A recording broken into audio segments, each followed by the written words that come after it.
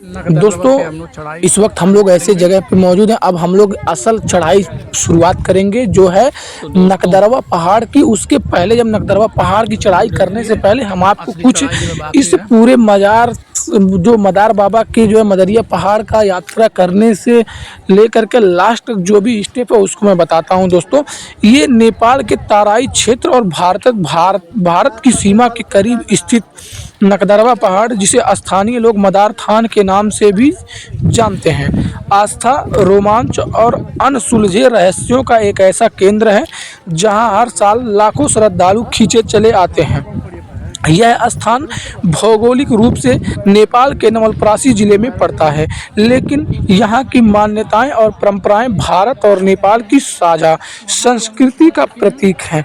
इस पवित्र स्थान का सबसे बड़ा रहस्य और आकर्षण मदार बाबा की तपस्या से जुड़ा है।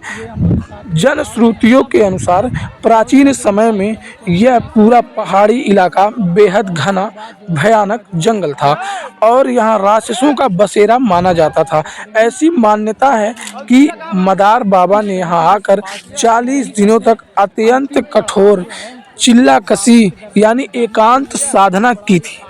उनकी तपस्या की दिव्य शक्ति से यहाँ की नकारात्मक ऊर्जा नष्ट हुई और यह स्थान दिव्य स्थल में परिवर्तित हो गया।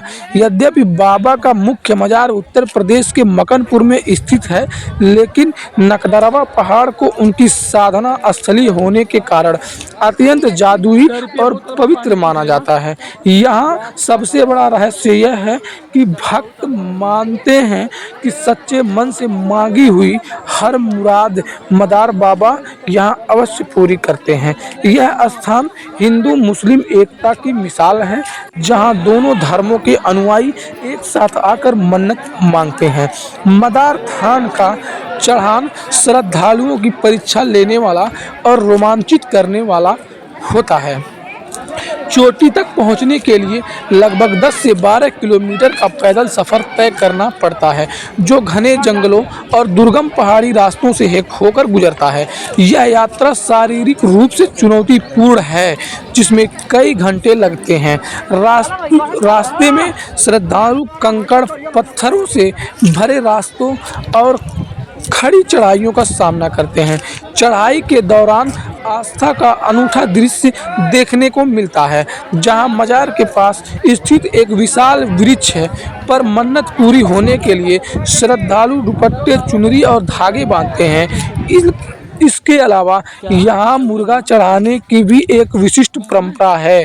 जब भक्त की मनोकामना पूरी हो जाती है तो वे वापस आकर उन चुनरियों को खोलते हैं और बाबा के प्रति अपना आभार व्यक्त करते हैं। यह चढ़ान न केवल शारीरिक क्षमता को परखती है, बल्कि प्रकृति के सानिध्य में एक आध्यात्मिक अनुभव भी प्रदान करती है। चोटी पर पहुंचकर जो शांति और दिव्य ऊर्जा महसूस होती है, वह पूरी यात्रा की थकान को भुला देती है।